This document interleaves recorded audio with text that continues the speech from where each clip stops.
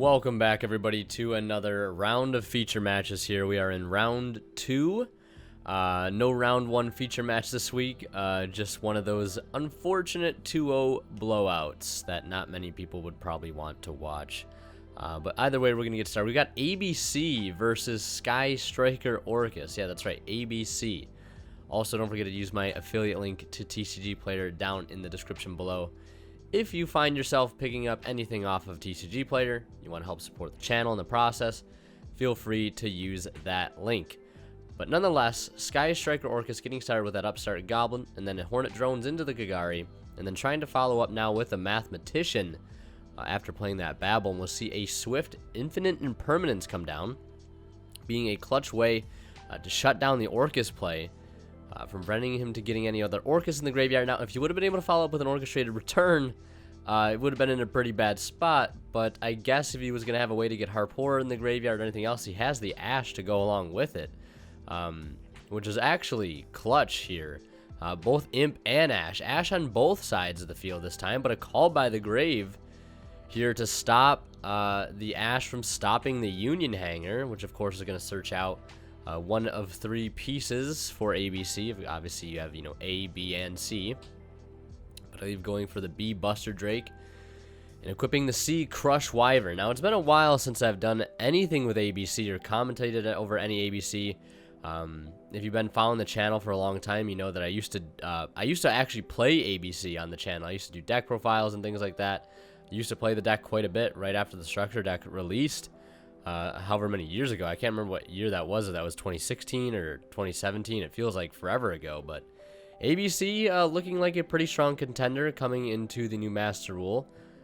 Since you'll be able to actually make Tsukiyomi and make Buster Dragon and take full advantage of the zone placement now. But resolving some danger plays and trying to cycle through some cards. Summon out a Thunderbird off Jackalope and then resolve a Pot of Desires to, of course, continue the streak of advantage here. That's one thing he's definitely got to do, is try to take advantage of the situation, while the Orcust deck has been completely stopped for the turn being. Granted, if you kill the Math Man, he'll get a draw out of it. Shizuku's not really going to do too much, but this is the time really you need to sort of take advantage and try to go for the win button if at all possible. So now he's going to use the effects of B and C. I believe C1, B2, so adding and then special summoning from a hand, revealing that he does have a legal target before he goes ahead and special summons. Now he's going to go ahead and link off for the Nightmare Phoenix, discarding A for cost, drawing a card, and then special summoning off of the C that he discarded for the Phoenix, so clear that set Hornet Drones. And the nice thing about all the ABC monsters, their effects when they hit the grave, of course, are not once per turn, so really proving good here to be great link fodder. Yeah, as he goes now into a Nightmare Unicorn, he's going to be able to use B. He's going to be able to discard that other Pot of Desires, put that Mathman back into the deck, and of course in combination with Security Dragon, able to pretty much clear all the monsters on his field. And B will add, of course, another B, because yes, you can do that. It just specifically states to add 1 Union monster from your deck to your hand. Now going for, of course, the infamous Fusion Summon for the ABC Dragon Buster, which, of course, coming out at 3K is pretty mean. It also has the ability to quick effect discard a card to banish a card in the field, and also can tag out to summon out all 3 pieces. We'll go into the battle phase, dropping down to 900. He's going to resolve now a Orchestrated Return, discarding a Nightmare. Draws into a Phantasme, which, of course, is could not be more late at this point in one other card, but it's not going to matter. It's not what he needs, and we're going to head right into game 2. And, of course, quick shout-out to Imperium Duelist. If you guys are interested in picking up that beautiful playmat on the left there, that Millennium Shadow Ring mats, and any other amazing 2-player cloth playmats like it on their website, check them out in the description below. They got deck boxes, dice, amazing sleeves, etc., etc. So, link to them below, and that discount code WinterKills10 off. You can use to save 10% off your entire order. So getting back to the game here, though, getting started with the Thunderbird, hits the Snack. Thunderbird comes out for a draw, and Snack, of course, summons itself back to the field. Will he have a follow-up to that other than just setting one? Looks like he will not. So he's going to pass it right back to our Orcust player. He's going to get started with Babel immediately to get that protection from Call by, or at least try to, and get those quick effects activated immediately. Orchestrated Return, picking up a copy of Engage, it looks like, alongside one other card, going for the Hornet Drones. Not getting a bonus card just yet, but we could possibly see one later down the line. One set back row here, though. We know our opponent is playing Called by the Grave, which, strangely enough, most people are opting not to play nowadays. That card kind of used to be a staple in most main decks. But I feel like as though with, you know, the rise of hand traps that don't really hit the grave, such as Phantasme, Nibiru, and things like that, we're starting to see the slight decline in the play of Called by the Grave. But I still feel like that card definitely has a place in some combo-oriented decks that do need certain cards to go through. And also just plain outright stops a deck like Orcust. And on that summon of that token, he's going to discard a Assault Core and special summon Chaos Hunter, and he's going to chain the Harp to the reveal, but he does have an Ash Blossom, and that's going to stop that play right then and there, and very, very unfortunate. My friend there on the left, both friends playing here, but my friend here on the left was saying that he's starting to not enjoy maining cards like Phantasme, especially for locals. Would rather much play cards like Called by the Grave, despite, you know, maybe might be a little biased from this certain matchup, getting hand trapped to death. But maybe removing a card like Phantasme and replacing with something like Called by the Grave, allowing to be able to push through more combos instead of trying to, you know, get something like Phantasme on the field and try to gain advantage off of that. Called by the Grave maybe offering a little more defense in a way that Phantasme technically can't. So normal summoning the Math Man here, dumping Harp Horror, and really just trying to save up his graveyard. You build up the graveyard for next turn. You're going to go into the battle phase and clear the Sneck. Debating on going into a Link summon here in main phase 2. We'll probably see the Ip, which doesn't really have anything to link off with at the moment, so probably planning to set something up during his opponent's turn. So we'll draw for turn here, and then in the standby phase, we're going to see Infinite Impermanence. We'll see a Call by the Grave on the Harp. So that's exactly what he was trying to do, is get set up with some sort of play there, hoping to be able to use the Harp to summon out Nightmare to link off with the Ip, but it's not going to go through. And the Thunderbird clearing the Ip for 2k, and it looks like he top decks another copy of Engage. Must be nice. Gonna get Widow Anchor, but not only is he gonna get Widow Anchor, but he'll get an additional draw on that, because why not? It draws into another Harp Horror to his dismay, but plenty of spells in the graveyard for some Sky Striker shenanigans.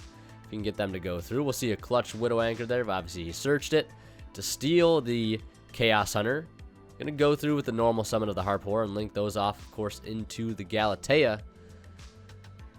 And gonna go ahead and shuffle back that Harp Horror, one of three. All three Harp Horrors on the screen now, or at least they were. And be able to put that back for that counter trap, the Orchestrated Return. Still has a Thunderbird, though, to try and deal with. 2800, rather large body. So definitely need the help of Dingirsu to get rid of that. We'll probably see a Dingirsu summon here. He cannot use Harp Horror, though, this turn, unfortunately enough. Actually, would be able to, because that Harp Horror, I believe, was called by the previous turn. So I believe those two turns that have passed have already passed. So,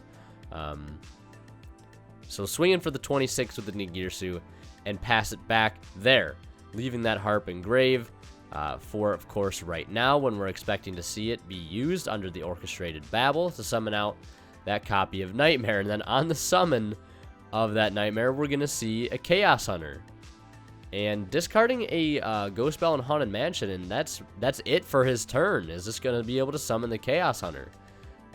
Passing it back to Orcust here. His turn is a bit stunted by this Chaos Hunter, but of course going into the battle phase will take care of this problem. So we'll swing over with Ding and swing in for 100 whopping points of damage with that Nightmare, and then going into main phase 2, linking off the Ding and the Nightmare, of course, and do another copy of Galatea. We all know what goes on from there. More setup that our ABC player is probably not going to be able to get through, especially with the life points he was at. So we're just going to go right into a game 3 situation, getting started with Pot of Desires. Going to see an Ash Blossom. Is he good? He is very good. He's got the Call by the Grave, and it's going to go through. He says, you know what? I want to draw my 2 cards. right here, right now. So yeah, Call by the Grave proving to be pretty good here in this specific matchup, of course. You know, one tree does not make a forest, etc., but, you know, still a pretty good card and somewhat underrated in most cases. But Pot of Desire is not really fixing his hand, but it does look like it might have gotten to a Lancia, which will stunt our Orcust player's turn. Again, it's been having to deal with Chaos Hunters, Call by the Graves, and Lancias, just making it very hard to play, and opening what looked to be like some unoptimal hands. Using Foolish to dump the Gizmek Orochi, and then normal summoning the Dark Greffer, discarding Harpoorer to be able to send another Dark Monster to the grave. Not going for Symbol, however, going for the Orcust Nightmare. And opting to not attack into the set, as he probably knows that it's an ABC monster. If he kills that, he'll get some sort of advantage. So he's going to make him work for that advantage by having to sort of link it off in some way, shape, or form. He's going to play that Union Hanger. Very nice top deck to be able to search out that copy of the Sea Crush Wyvern.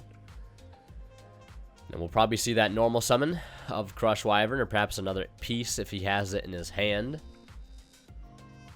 And then use the effect of the field spell to go get that last piece that he needs and be able to equip it on that normal summon. Union Hanger, very, very good card.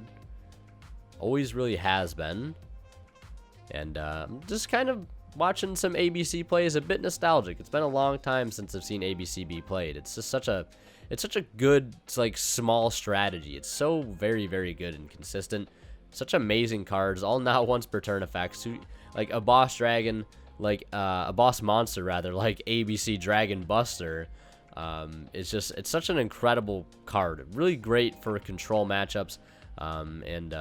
Just once the new master rule comes into effect, being able to, you know, consistently make Tsukiyomi, really take advantage of the gadget cards again, and be able to be much more consistent. I think we'll see ABC as a much more viable and much more competitive deck, which will be great. So, linking off into the Clifford Genius, and then resolving the effect of B to, I believe, add a copy of C. All three pieces in the grave here, though. Must not have any copies in hand to be able to use his C effect, opting to not use A, which will add one back from his grave to his hand. Obviously does not want to do that, because if he did that, he would not be able to get Buster out on the field. Speaking of, there he is. So he's going to go right into the battle phase. The Clifford Genius is at 18 to Greffer's 17, so he'll take 100 there, and then swinging for 3k, dropping him down to 49. And he's going to go to the end phase, where we'll see an attempt of the Gizmek Orochi. Of course, he wants to try to get that on the field now, because it will force the Buster Dragon. He'll either have to use it this turn or next turn. But unfortunately, our Orcust player does have to summon the Gizmek in the end phase if he wishes to use that pop effect during the next turn. So pass back to our Orcust player here. Now having to play underneath a Buster Dragon and one step back, or in a Clifford Genius, which is also unaffected by spells and trap effects, just inherently, because it has that, you know, built-in immunity to it. Also has the ability to do, I believe, if two monsters or two machine monsters are special summoned to the zone it points to at the same time, you get to basically, I believe, add a level 5 or higher machine from the deck, I think, to your hand. Something along the lines of that. But we'll see the Widow Anchor here doing a great job at baiting out the Buster Dragon, and then tagging out, of course, into A, B, and C, and then using Union Hanger to be able to summon out, or not summon, rather, but equip an A Assault Core from deck. And speaking of Union monsters, we're going to be having cards like Union Carrier coming to the meta very, very soon, which the card is insane. Union Driver, all absolutely amazing cards that help make this ABC strategy much stronger. Trying to use Harpoorer to get things going, could add combo there with Nightmare and Harp, but the Ash says otherwise. And that Dark Ruler No More seen at the wrong time in his turn.